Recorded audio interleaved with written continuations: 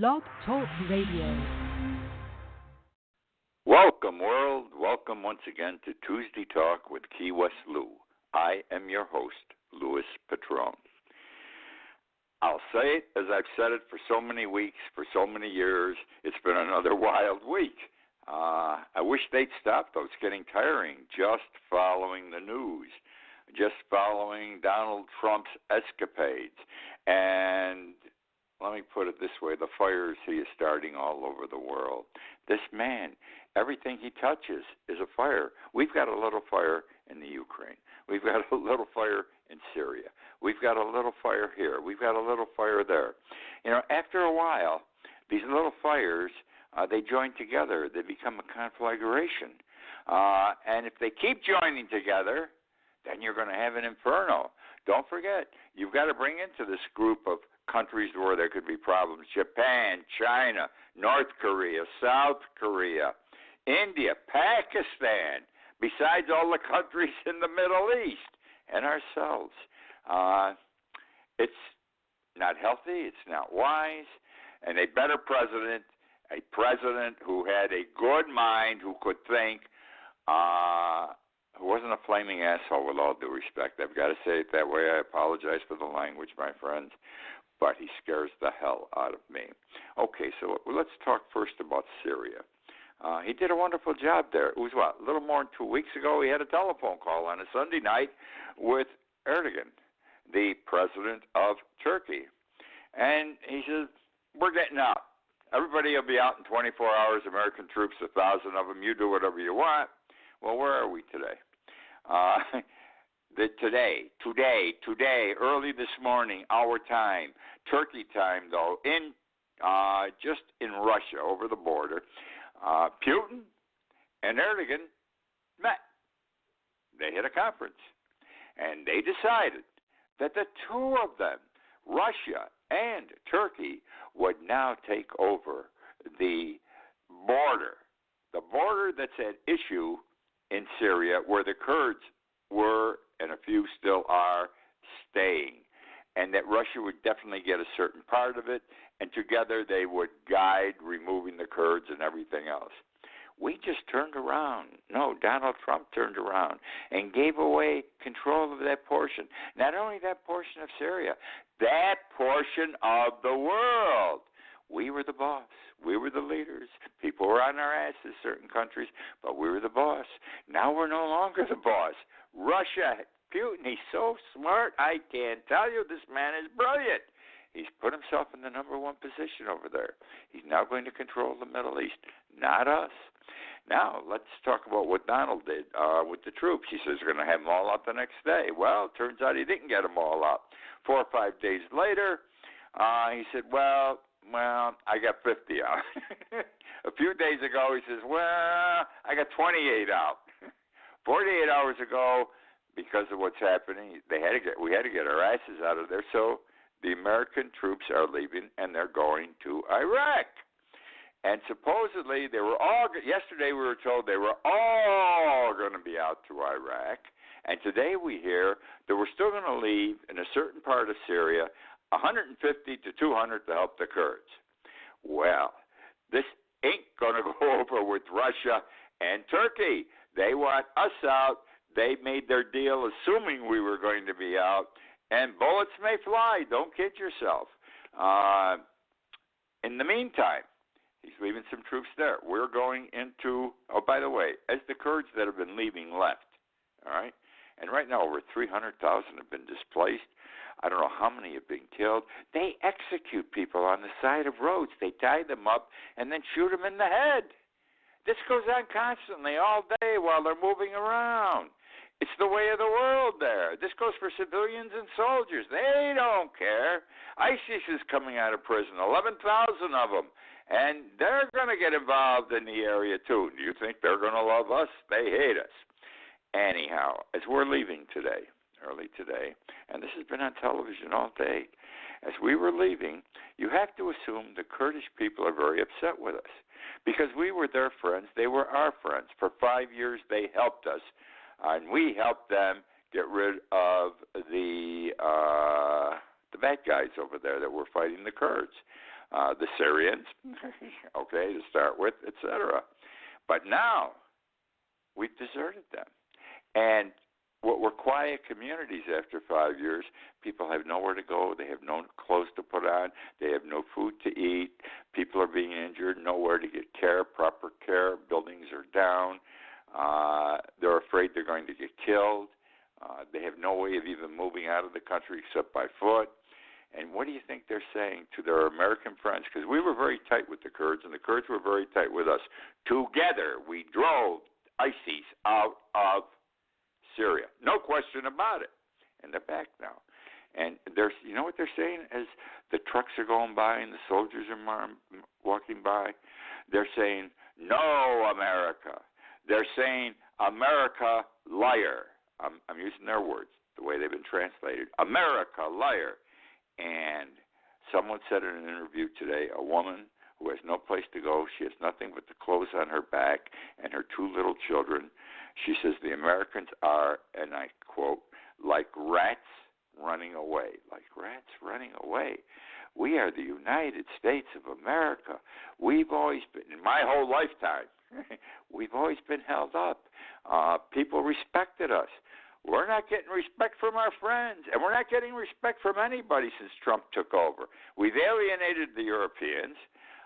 We've alienated Mexico. We've alienated Canada.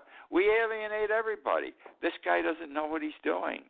Wake up, those of you who still support him, who constantly support him. He is destroying this country, and before it's over, he's going to destroy not just my life, your life too, you who support him so much, because he doesn't care about you. He doesn't care about anybody. He doesn't care about this country. He cares about himself. And the problem is he doesn't know what he's doing. The man is totally ignorant. He is ignorant. Think about what I'm saying. He doesn't know what he's doing. And this Syrian thing is a perfect example. And what he tried to do with the Ukraine, which is all over the news now, is important too. You recall that today this fellow, what was his name, Bob Taylor, testified before a congressional committee for 9 hours, committees for 9 hours. Turns out this guy's been the best witness yet. He's a diplomat, a West Point grad, Afghanistan, Vietnam, career diplomat, straight arrow. Neither Republican nor Democrat. No one knows what he's registered as. If anything, career diplomat, highly respected. Kept notes of every meeting for years. That's what he does. A lot of these people keep notes, you notice. Notes of every meeting, every telephone call in detail. And he was there. He said, Trump said that, it's quid pro quo without that terminology. But we ain't giving that almost $400 million to the Ukraine unless they begin the investigation. They announced they're investigating Biden and his son, and they announced the 2016 election with the D.C. I don't even know what the hell that's about. Trump today was the worst. Trump is impeachable just on what's been developed over the last 2 weeks. That alone will impeach him. He's gone. He's yesterday's news. He'll be there because I don't think the Republicans in the Senate enough. You need about 20 Republican votes to impeach him. He can be charged with impeachment, but he will not be convicted because those in the Senate don't have the brass testicles, male or female, excuse the way I put it, to do the job and throw this bum out. He's ruining the country. He's ruining our lives. He's ruining your lives. He's ruining your children's lives. He's ruining your grandchildren's lives. Okay, having said all that, let me move on to Frank Rooney. Frank Rooney is a well-known, respected, worldwide columnist for the New York Times, Pulitzer Prize winner, all that kind of stuff. And he wrote this recently in the past few days about the G7 meeting at Trump-owned Miami, the Doral Miami Golf Club. And that's where Trump says, I'm going to have the G7 meeting there. And everybody said, this is stupid. You can't do it. you're making money off of it. You own it. It's anti-constitutional to do these things. You're not supposed to gain financially when you're president of the United States. Makes sense to me. Absolutely makes sense. Anyhow, what Rooney wrote about was the day before Trump announced that he was no longer going to have it there because of all the clamor that was going on. The United States will find another place. But here's what Rooney had to say the day before, let's say, Trump withdrew the Doral from being the place for the G7 meeting next year. Rooney said, and listen to his words because they ring true, he said about Trump, quote, he planned convening of the G7 at the Trump National Doral, Miami, a gesture of such perverse defiance, such profound contempt that it takes the breath away. Can you imagine that? And he also said, and watch these words closely, Trump believes the preaching is his, the presidency is his to use and abuse as he wants. The presidency is his to use and abuse as he wants, and that's what he's doing with it. I don't know if this was a father-son relationship or parent-son relationship, child relationship, and yet you had a child who was as bad as Trump is being and doing as president, he'd get his ass walloped. Yes, you would wallop his ass for this, and you would punish him properly so that he wouldn't do these things anymore. We can't do that to the President of the United States, though. But we can throw him out of office, which we should do. Okay, let me talk about Jimmy Carter for a minute. Probably, I've got to say this respectfully, the worst president in my lifetime. He got into jams he couldn't extricate us from. I think world events worked against him, and many other people who might have been president in his time would have had a hard time.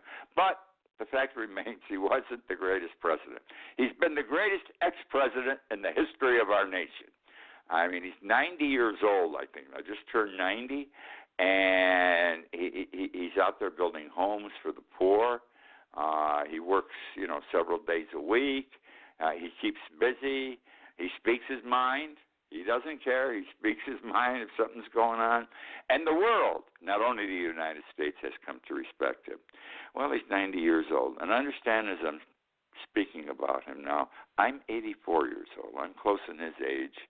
And I suffer many of the things he does. He has fallen 3 times in the last 2 weeks. I fall all the time.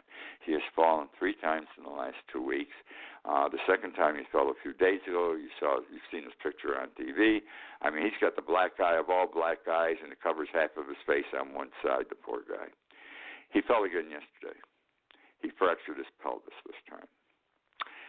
Why do we fall? 7 years ago, I started falling. They sent me to physiotherapy. I did 6 months of physiotherapy.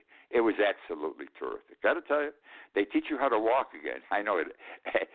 In my late 70s, I had to learn how to walk again, but as we get older, we have to. And they also taught me to look and see where I'm putting my feet down, especially when I'm dealing with stairs or curbs. All of a sudden, this past year, I'm starting to fall again. I was good for 6 or 7 years. Now I'm falling again.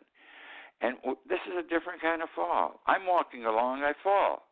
I'm falling backwards generally. I know this sounds stupid, but I'm walking and I fall backwards. Now, this is a problem. Last week, I fell. I banged my head on the concrete. The back of my head bounced twice. I was in the hospital. I had to have an MRI in my head because they're worried, or a CAT scan, I forget which one it was. I've had so many of these tests in the last few years. They're worried about I'm on blood thinner. Most old people are on blood thinners, and you bleed easily. And if you bleed when you break your head, you bleed within your skull, not without your skull, especially if you haven't cracked it. So they've got to do the scan to see if you've got a slow bleed, because if you've got a slow bleed and you don't go in there and take care of it, drill a hole in the scalp, you're going to be dead in 3 days. Okay, so I did that. I was okay, fortunately. But how long is this going to keep up? When am I going to break my pelvis? I'm worried about breaking my hip. forget my head, but I fall. I don't know why I fall. Now I have a cane. There's a purpose in what I'm sharing with you right now. I've had a cane. My daughter bought me a cane 2 months ago. The doctors have told me to use a cane. I'm ashamed to use a cane. I'll be perfectly frank. I'm 84 years old. I consider the cane a concession to old age. I know I'm old. I act young, though. Look, I talk on the show. I write a blog. 70,000 people subscribe to my blog. I'm all over the place. I'm out. I'm active. And the cane, I just don't like it. It's a concession to old age. I've been using it around the house. I must admit it does help. So I'll be using it more. It does help, though, sincerely, without any question. We've got to spend some money as a nation and look into why seniors fall. Nobody, they know how to treat it, but they don't know why we're falling. Got me? Everybody falls that gets old, but nobody knows why we fall. I mean, I talk to my primary care physician. He doesn't understand why. Could be this, could be that. It's scary. And we're not paying any attention to this, and we should, because of all the senior citizens who fall every day. It's costing your insurance companies and the medical business a hell of a lot of money to take care of us. Let's figure out why we fall so we don't fall and we don't place our bodies in further danger. That's my Jimmy Carter story for today. Let me talk to you, stay in the medical business here for a moment. I live in Monroe County. Key West is part of Monroe County. Monroe County covers the Florida Keys.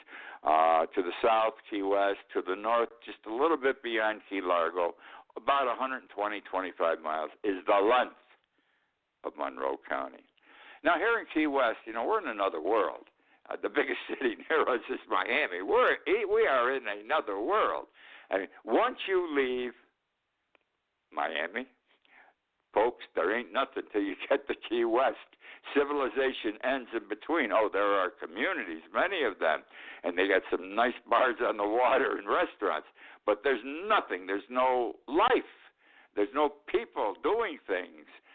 They go fishing. They go to bed early. This is the only live town. There's only life in Key West once you go south of Miami. Now, we have a hospital here. It's good-sized. It may not be the best. It's not the worst. But they can take care of the routine things. Tonsils, appendicitis. I mean, I lost my appendix down here. And 25% of my colon because there was an emergency surgery, which they screwed up, but that's another story. So if someone has a serious heart attack, someone gets in an accident, and they've got a fractured skull or they're serious bone injuries, they may die. We got to get them out of here into the big hospitals in Miami. Now, it's a minimum 4-hour drive to the Miami hospitals from Key West. How the hell are you going to do it? Well, years ago, Monroe County decided Key West should have a helicopter. We call it Trauma Star here. And we bought a used helicopter and fixed it up to take the serious injured from the Key West hospital to a Miami big hospital.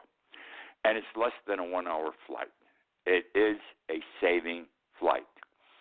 Well, then we went to a second because Key West grew and more people in this area. And so we've had for a couple of years now 2 helicopters. These are beautiful. These are big. These are like hospitals. We don't do it secondhand for this kind of stuff. Well, it was just announced that this week our third acquired. We now have 3 helicopters in operation. We buy them used and we fix them up. This is a Sikorsky S-76C plus 1, whatever that means. It's a 2001 helicopter. Bought it from somebody in Sweden for $1.2 million. Had to configure it to make it ready to take the sick. So we've got a total investment in Monroe County of $2.4 million in the plane.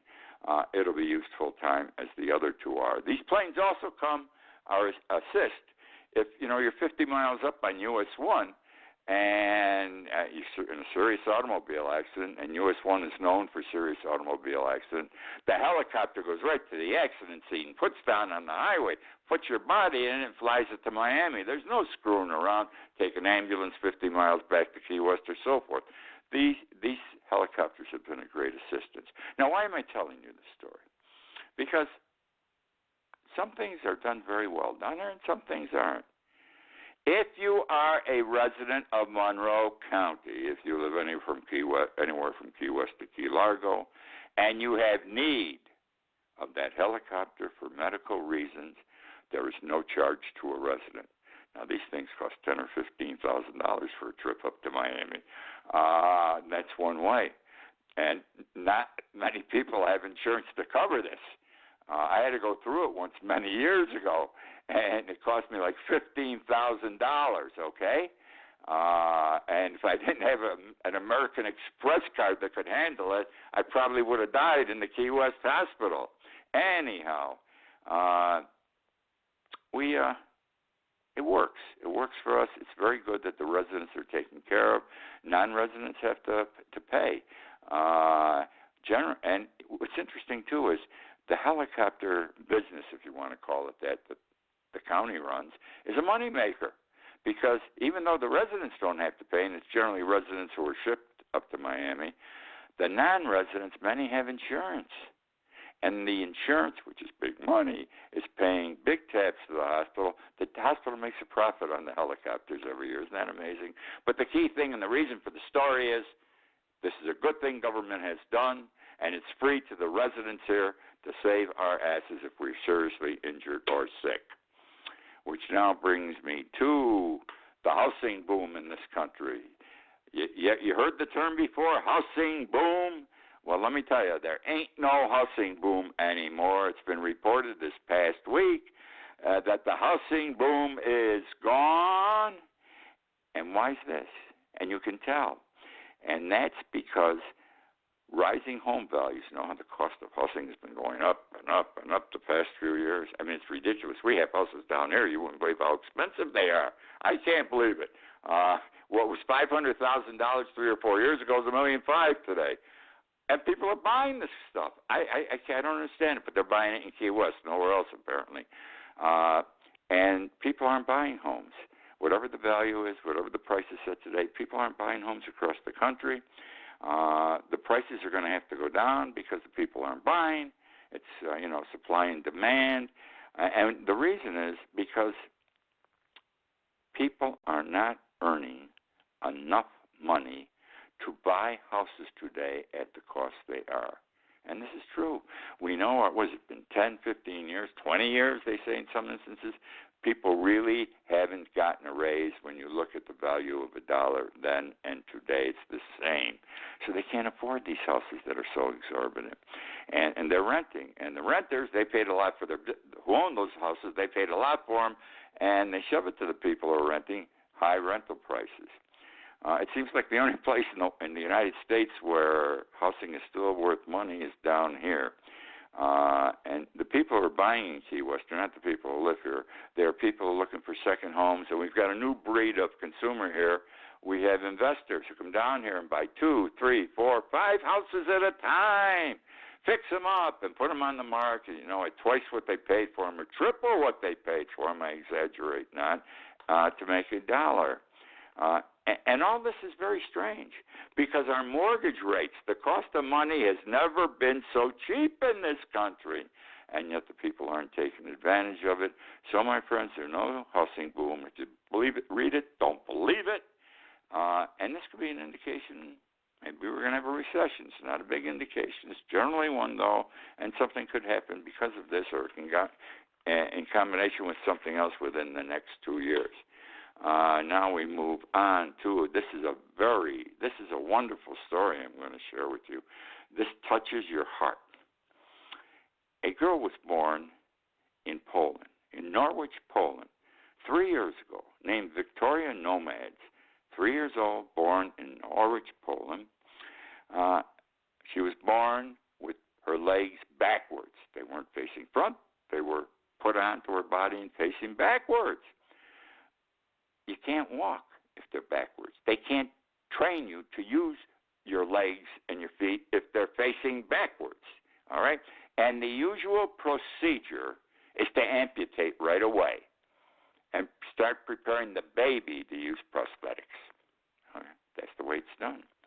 Well, and the technical term for this is bilateral tibial hemiplegic. I'm not pronouncing the last word correctly, but it's a congenital deformity which results in deformed legs and missing bones.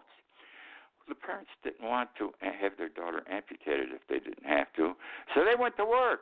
They started searching on the computer. They made telephone calls. They looked all over the world. Did anybody know how to take care of this? No one knows how to take care of this, except they found a surgeon in Florida who looked over all her test results and paperwork. He talked with the people on the internet, and he said, I think I can reconstruct at least one of her legs, and we can do some other things, and that's all I can tell you. The problem was the cost was $235,000. Hospital, doctors, medication. This is a long-term thing, too, by the way. And in any event, they raised the money, the parents. These were charitable contributions from people. And they flew their daughter to the Paley Institute in West Palm Beach. Dr. Dror, D-R-O-R, Paley, he's the man who said, I think I can take care of it. And he confirmed when he examined the girl that the left leg could be fixed. And the right leg, she couldn't fix it, but it could be fitted with a prosthetic device that because she had one good leg, she would be able to use the leg that went only backwards forward now. What you couldn't do with two, you could do with one. And they did the surgery. She was in the hospital quite a while. And by the time she got out, this 3-year-old recently, she could walk. She could run. There was a problem. She wouldn't do it in front of her mother and father. She would not walk or run in front of her mother and father. The day they let her out of the hospital, the mother was walking with her from the door of the hospital to the car. Her daughter looked up to her and said, and I quote, Mommy, can I show you something? Mommy, can I show you something? And the little girl walked, ran, and laughed all around the parking area. Isn't this a wonderful thing that this could be done for her? That there were people all over the world who gave the $235,000 expecting nothing in return? That there was a doctor who thought he could put his talents to work and accomplish such a unique result? And it's just a good story, and it's nice to have good stories to talk about. And that brings me to politics. Oh, we're back into that. It wasn't bad tonight. I didn't talk about Trump much. I want to talk, you think politics are rough now and they're tough and they're no good and everybody's rotten. We're going back to the presidential election in this country of 1796. Politics in 1796. Thomas Jefferson's running against John Adams for president of the United States. Everyone I'm going to talk about were founding fathers, 1776. We read about them in the history books. They're our heroes. But they fought each other. They didn't get along either. They weren't Republicans and Democrats, but they fought because we didn't have those parties back then. Anyhow, John Adams had already done one term, 4 years, and he was running for re-election. And he did beat Jefferson in the election. Now, at the time, there was a prominent national newspaper called the Gazette of the United States. And they had columnists who wrote for the paper, and they had guest columnists like we have. They didn't call the columns back in those days. They were called essays. These columns that are written today are called essays. And all of a sudden, a writer by the name of Phocion, P-H-O-C-I-O-N, started writing a series of essays against Thomas Jefferson, and he attacked him on the grounds that he was having sexual relations with one of his indentured servants, Sally Hemings. She was a mulatto, and turns out she was also the half-sister of Jefferson's deceased wife, and he had children with her, and this was his concubine, and he did 25 essays on this during the campaign. You know who Phocion was? This was a phony name he used. Phocion was Alexander Hamilton, it turned out. See how all these guys who fought for our country to establish it fought each other afterwards? So politics was rotten back then. That is my show for tonight. This is Louis Patrone signing off. I'm signing off from Key West, Florida. It is a paradise. Believe me, my friends, I hope someday you can come down here and enjoy this community. It's a wonderful place. Have a good week. I look forward to being with you again next week.